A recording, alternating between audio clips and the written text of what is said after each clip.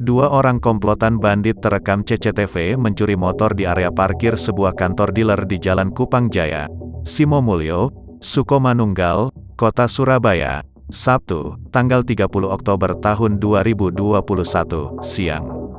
Korban Ulfa mengungkapkan, pencurian motor miliknya itu terjadi beberapa saat setelah melakukan proses pembayaran pelunasan biaya pembelian motor secara cash.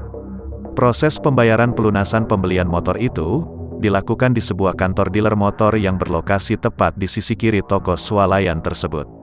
Setelah merampungkan segala urusan administrasi di kantor dealer tersebut, Ulfa tak lantas kembali pulang. Ia bersama anaknya memutuskan berbelanja beberapa keperluan rumah di sebuah toko swalayan yang berlokasi tepat bersebelahan di sisi kanan kantor dealer tersebut.